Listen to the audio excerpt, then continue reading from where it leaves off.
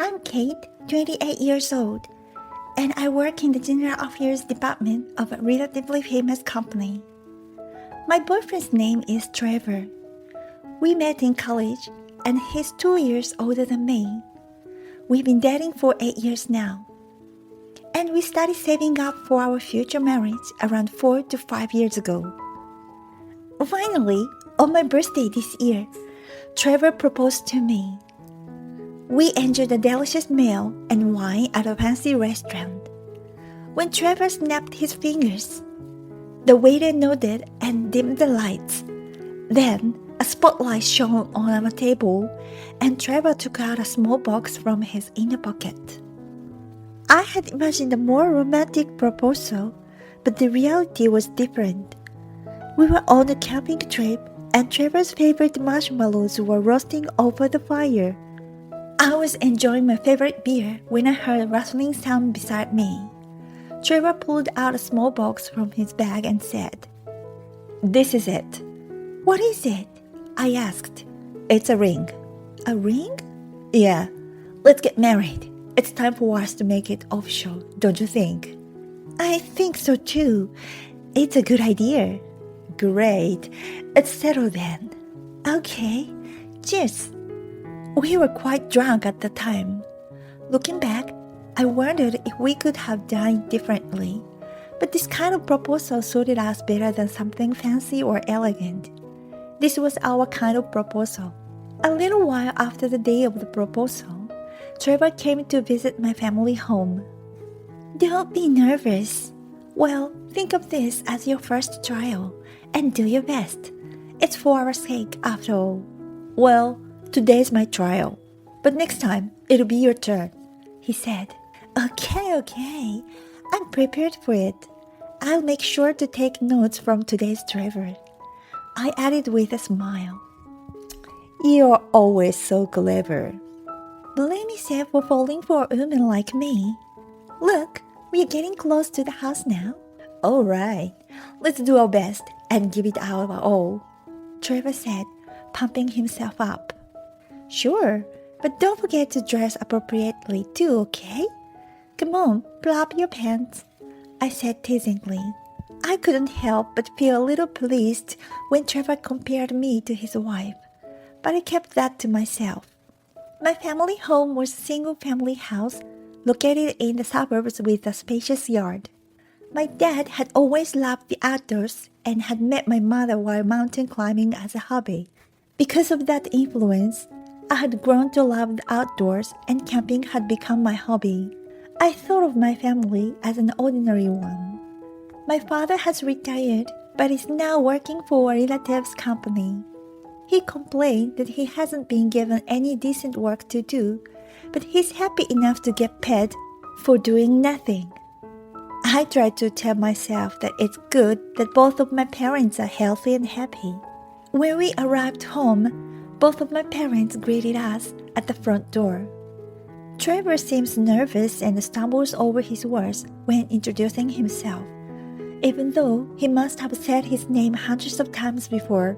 But when he tells my parents with a determined look, "Please, let me marry Kate," I'm impressed by how cool he looks. My father smiled broadly and said, "Trevor, is she okay for you? If she's good enough, please, go ahead." He's always been like this. I don't know what he means by good enough. My mother added, "I can't believe Kate is getting married. It's like she's going far away." Anyway, Trevor soon relaxed and the greeting turned into having dinner together. Then we joined a party and finally it turned into stay overnight. However, when my mother contacted Trevor's house to tell them that we would be staying overnight, Trevor's father came out. Kate felt disappointed when Trevor's father declined her request to stay at their house, saying, "I appreciate your kind offer, but I'll have to decline this time. We can't stay at a strange house with an unknown host, who may later make some unreasonable demands on us. We can't deal with that." Kate remembered that Trevor's father was the CEO of a quite large company. Unreasonable demands? Yes, as the CEO, I often encounter those who try to squeeze money out of me, and I'm having a hard time dealing with them. I don't want to associate with those greedy beggars. Are you saying that we, too, are poor beggars who are going to ask for money? Kate's mother's voice was filled with anger. I'm saying that it's a possibility, Trevor's father replied. All right, I will tell Trevor to go home then. Thank you for understanding, Trevor's father said before hanging up. Who does he think he is? He's so unpleasant, my mother snapped. What's wrong? I asked. Nothing, really. I just suggested Trevor could stay here as a kindness, and his dad has the nerve to ask for money. My mother huffed.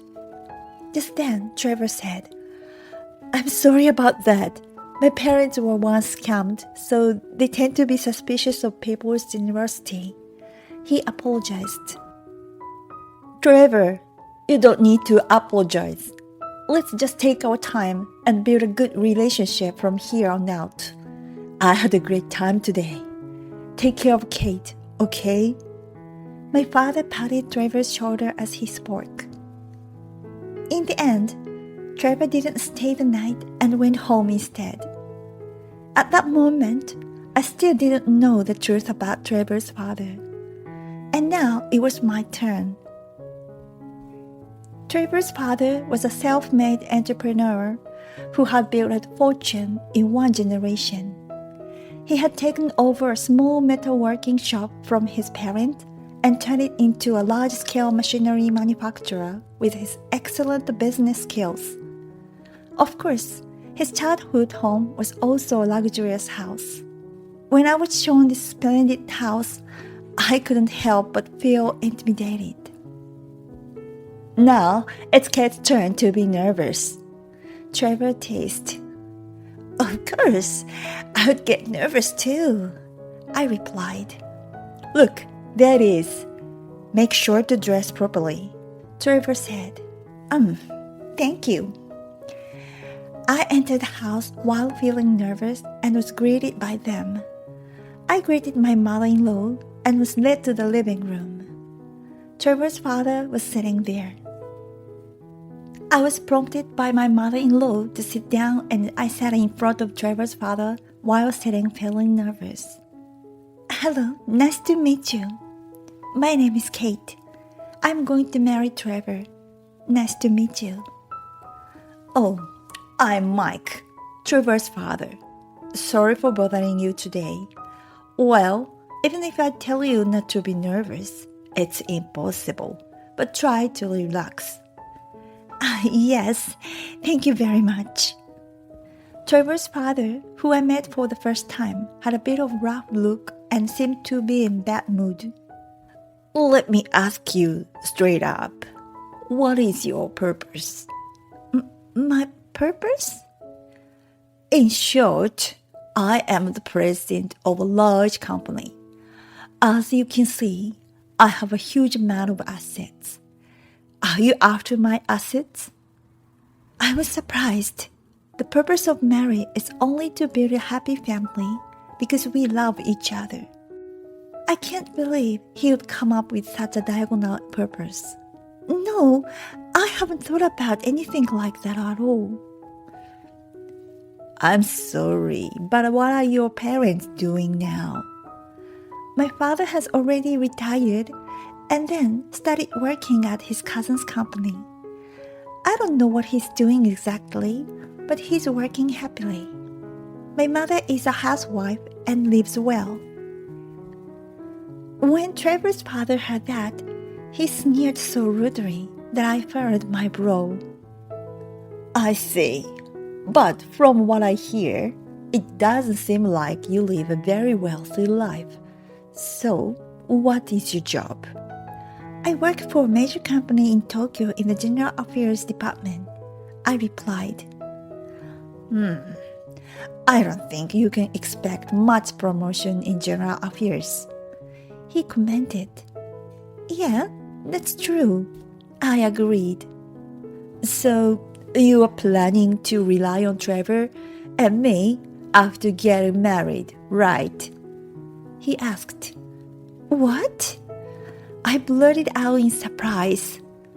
What is this man saying? That's what I thought. Then my mindset changed. I no longer felt like politely greeting him and getting along. What do you mean by that?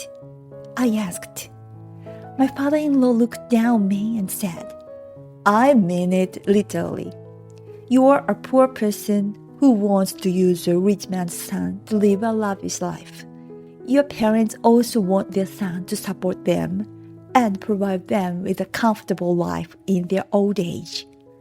I couldn't tolerate such an insulting remark, not just towards myself, but also towards my parents.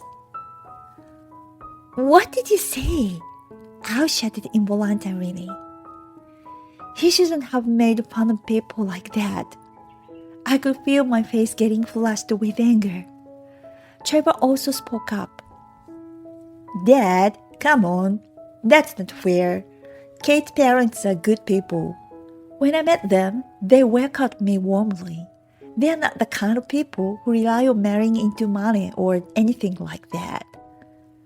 But his stepfather wouldn't listen. Just keep your mouth shut. You are a spoiled brat who doesn't know anything about the real world. Leave this to me. Excuse me, but I have something to say too.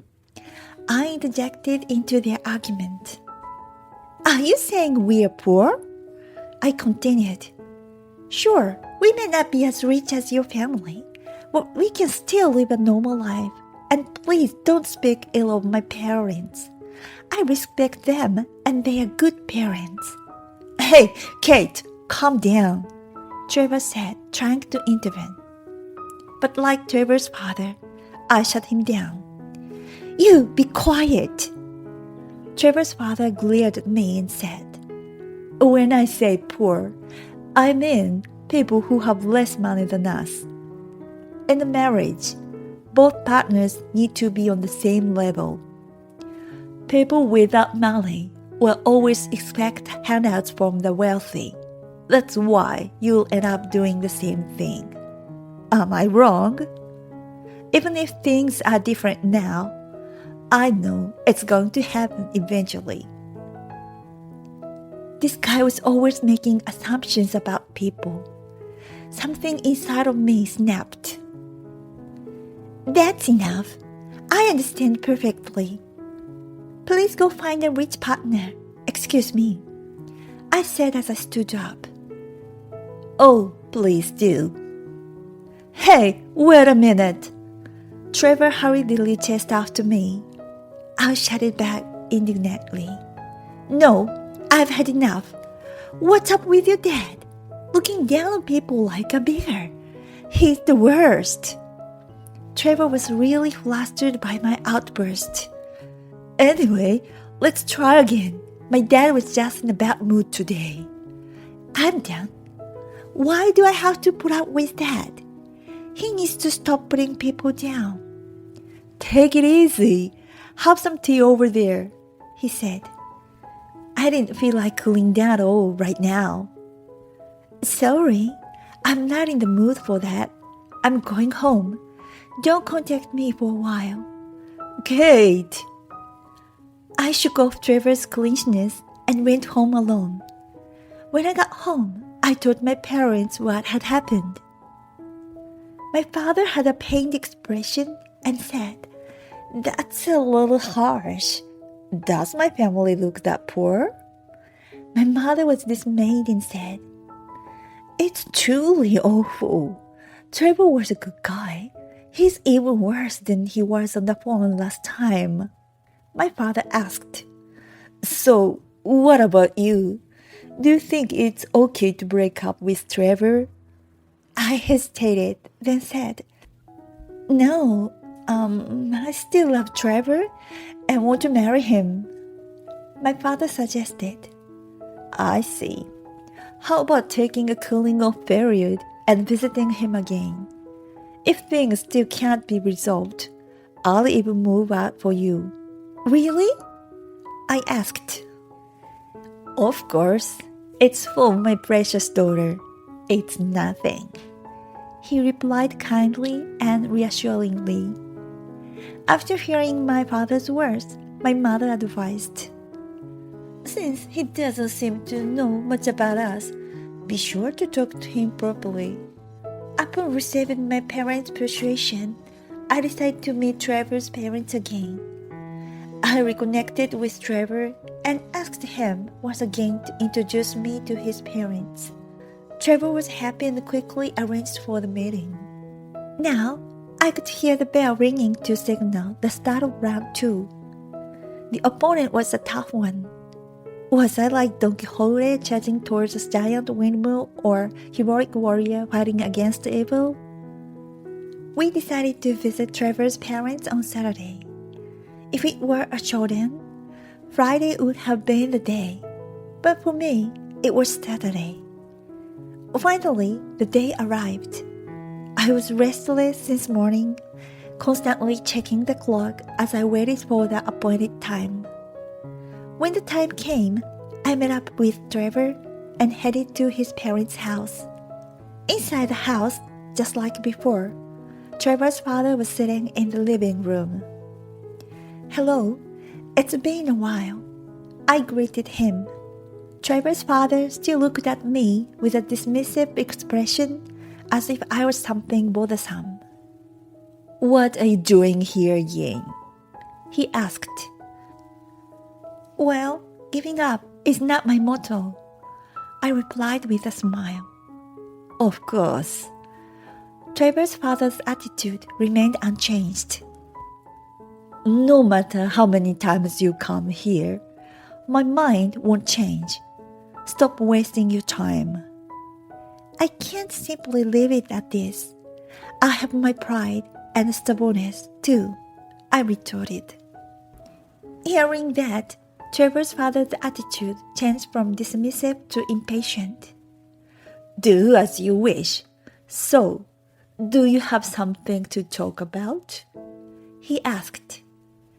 I repeated my request for Trevor's hand in marriage. Yes, please let me marry Trevor. No way. I won't let my son marry a poor person like you. The answer I expected had come. I'll say it again.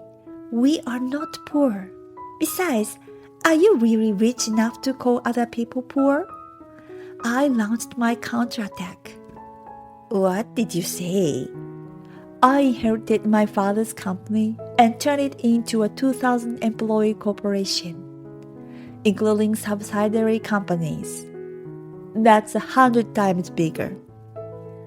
As the president of such a splendid company, how can't I be rich? Oh, I see. And then? And then what? Are you mocking me? Our annual sales have exceeded $10 billion from a mere $100 million. But that's about the company, isn't it? It's not your personal money, right? The company is big, but that doesn't necessarily make you rich. I had been thinking about this since I left in anger, and I threw it back at my father-in-law. As soon as he hit a sore spot, my father-in-law began to shout at me. What do you mean? Stop looking down on people already. If you want to persuade me, prove that you are richer than I am. Is money really the measure of a person's worth? No, it's not. Human value is not measured by money. When I retorted, my father-in-law's voice grew even louder. That's just something a poor person would say. If you want money so badly, just say it.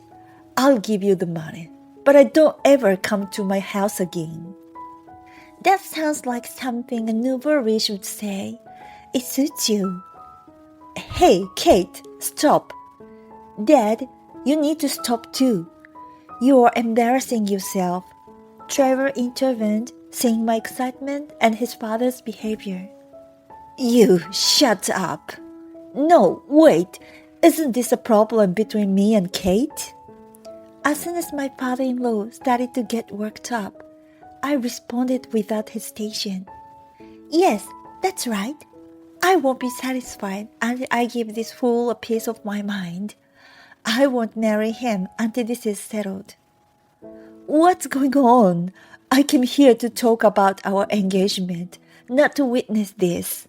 Trevor buried his head in his hands. How rude can a daughter be? I'd like to see her parents' faces. Oh, really? Well, then, I'll be happy to fulfill your request.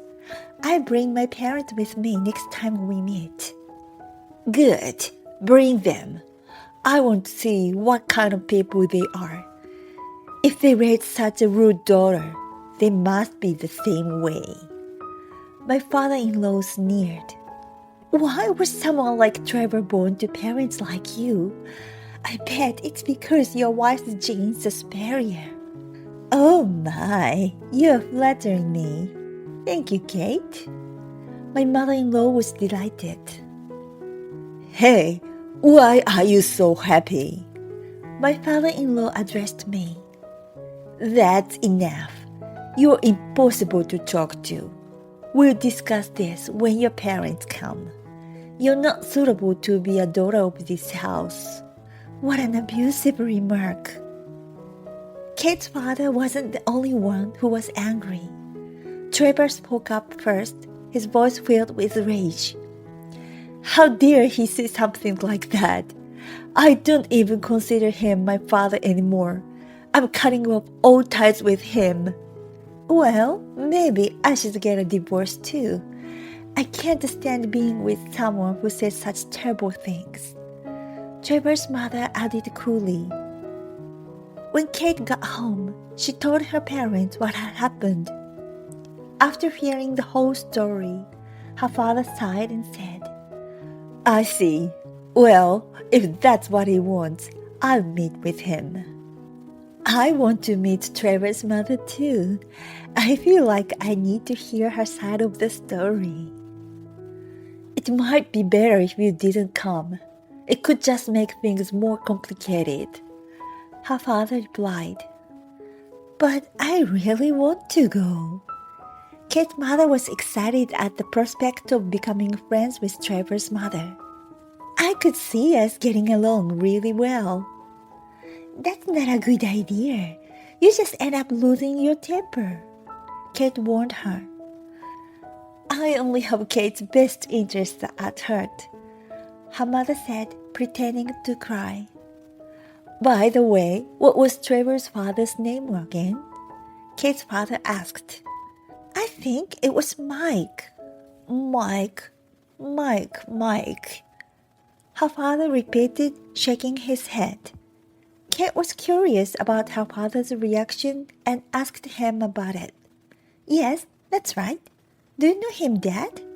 No, something about him seems familiar though. I feel like I'm on the verge of remembering him. My father tilted his head, still unsure. Well, Dad, have you gone senile? My mother joked. Oh, right, that guy, that bastard. He finally remembered. Wait, did he know him? The world felt small yet vast at the same time, and I couldn't help but be amazed by the coincidence. So, he's your acquaintance, Dad? Well, yeah, something like that. Anyway, Kate, can you contact Trevor's father-in-law for me? Sure. When should I do it? How about next Saturday? Yeah, that's fine. Also, I might be running late, so could you go ahead without me? Huh? You're not coming with us? I was a bit surprised since I thought my father was coming with me. The main character always appears last, you know. Okay, got it. I didn't know what my father was thinking, but I decided to leave it to him. And so, the day of the final battle had come. My father told me, I'll be a little late as planned. Hang in there until I contact you. By the time autumn deepened, it was my third visit. I arrived at Trevor's house and was led into the living room after exchanging brief greetings. There, as usual, my bitter-faced father-in-law was seated. "Hello, mother-in-law. Thank you for having me today. Is your dad here today? What kind of alcohol does he like?" My mother-in-law seemed happy for some reason. Seeing her, I felt a little relieved. "You don't need to prepare any alcohol. Besides, you came again. This is the third time, and it's a waste to give your expensive alcohol to a poor person like you." "Thank you for your concern, mother-in-law. But for now, I'm fine without it."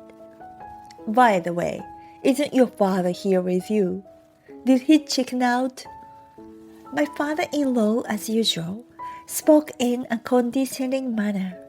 "No, he just has some preparations to do and will be a little late. I apologize." "Well, whatever. Nothing's going to change even if he comes." Trevor rebuked his father's attitude with a slightly irritated tone. I thought to myself that Trevor must have a hard time too. "Give it rest. I'm the one marrying her. You have no right to complain," Trevor said. But his words didn't reach his father. Father-in-law said, "This is ridiculous. I'm not doing this for your sake." But Trevor replied, "It's none of your business." As we were having a pointless conversation, my father contacted us. "I just arrived there," he said. We heard the doorbell. "Excuse me," my father's voice called out. "Oh, welcome. It's been a while." My mother-in-law gave a strange greeting. "It's been a while?" I wondered. "Well, I'm glad you remembered. Excuse me, my name is John, Kate's father. Thank you for always taking care of my daughter." No, the pleasure is all ours. Everyone is waiting. Please come this way." "Thank you very much." We heard this exchange as my father was guided to the guest room. "Long time no see," my father said as he walked in. At the sight of my father-in-law suddenly stood up and became stiff and upright. "Lieutenant Commander." "No, he was a lieutenant colonel before retiring." "I'm sorry, Lieutenant Colonel. It's been a long time." He saluted, placing his hands at his sides and bowing his head forward 10 degrees, even though we were inside and he wasn't wearing a hat. Myself and Trevor were both stunned by these sudden turns of events. Father said, "Well, don't be so stiff. The fact that I'm a lieutenant colonel and you are master sergeant is ancient history. Besides, this is your home, isn't it? You've come a long way. It was worth training you." My father-in-law said, Thank you for coming, although it's a bit formal. Please have a seat." Thank you. You should sit down too. Everyone will be restless if you are standing." "Yes, excuse me then." Saying that, my father-in-law sat down, but instead of the cross-legged sitting posture from earlier, he sat properly on his knees. "Father? Do you know Trevor's father?" This situation was so unexpected that I had to confirm it. "Oh yeah, this Sasugawa came as a new recruit when I was in the self-defense force."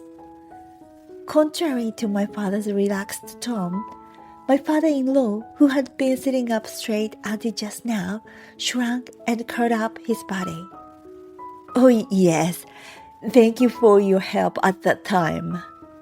Well, it's a coincidence that we meet again like this. You are president now? That loser has come a long way." "Yes, I'm sorry for causing you trouble during the self-defense force." After leaving the self-defense force, I took over my father's company and made it this far with everyone's help. My father-in-law kept bowing during the conversation. Despite that, my father continued with his storytelling. That weakling recruit? Now he's the president. It's good he became successful. Can we stop with the stories now? I interrupted, wanting to hear more of the tale. Hey, is a sergeant major a big deal? You were a lieutenant colonel, right? Oh, well, a sergeant major would be like a department head in a company. I see, I replied. I was in a higher position than that, my father added. My father-in-law nodded vigorously. Ha ha! I had no idea that she was Lieutenant Colonel's daughter. Let's forget about rank for now. I'm retired and just a regular person, my father said. My father-in-law responded apologetically.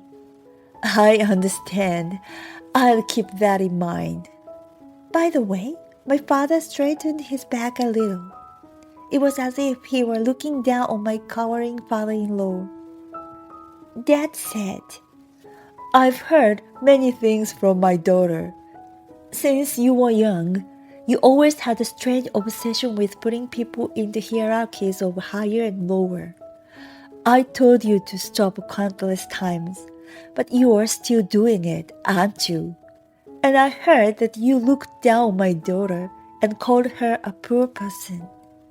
My father-in-law shrank even further. Yes, I'm truly sorry, he said. Well, after retiring, I started working for a company. You probably heard of it. It's called ABC Heavy Industries. They make tanks and things that you've probably driven. The president there is my cousin, and with my connection to the self-defense forces, I'm now the head of the technology development department and the director. Once again, my father brought up a connection to someone he knows. Kate's father-in-law's eyes widened. What? ABC Heavy Industries? He asked. Yes, that's right. I think your company and mine were business partners, Kate's father said. Oh yes, ABC Heavy Industries is an important client of ours, and we are always grateful for their business. Kate's father-in-law replied, bowing his head. I didn't come here to talk business, but we might need to think about it if things stay as they are. Kate's father said, applying pressure. Kate's father-in-law hung his head down even lower. As someone who had been looked down upon as poor and even told by her parents that they wanted to see their faces, it was truly refreshing for Kate to witness this exchange. Well, that would be very difficult for us. Her father's tone became a bit harsher at her response. If that's the case, shouldn't we as parents be congratulating Trevor and Kate on their marriage? We are not as poor as you make us out to be. Oh yes, you're right. Please forgive my impolite behavior. Kate's father-in-law said, bowing his head again. That's settled then. Trevor, Kate, there are no longer any problems with your marriage. Kate's father said, raising his head to look at them. Thank you so much, Trevor said, truly delighted. Thank you, Dad, I said, grateful for everything. Without him, this outcome might not have been possible. I was really glad to have him in my life. My father-in-law remained bowing his head. My mother-in-law said, Sergeant, you now approve of their marriage, as if she liked the term general, and ordered my father around in a self-satisfied position with her hands on her hips. What are you talking about? Trevor's father became meek. My dad looked at me, gave me a thumbs up, and a wink. Kate and Trevor had a successful wedding ceremony, with many of her father's college classmates attending the reception. Her father is a graduate of the National Defense Academy and had been teased by his friends, who were also former members of the self-defense forces, for standing still at attention. During the wedding entertainment, her father's classmates performed the self-defense forces gymnastics routine, led by Sergeant Sesagawa, who had also joined in despite his age. Kate and Trevor couldn't help but burst into laughter at the sight of the middle-aged man sweating while doing the gymnastics. Since then, her mother-in-law has started calling her father-in-law Sergeant when she has a favor to ask, speaking in a commanding tone. Apparently, she can't say no to him now. Kate and Trevor now live a happy life together with their 2 sons. Her father loves his grandsons so much that he becomes mushy whenever he sees them. One day, when her father's college friend visited, he chuckled. "You used to be a man feared like a demon," while watching her father playing with his grandsons converted in dirt, pretending to be superheroes in the yard. Kate and her mother laughed together at the sight. "Boys," she said, "children, you might become real heroes in the future. Keep working hard, future heroes."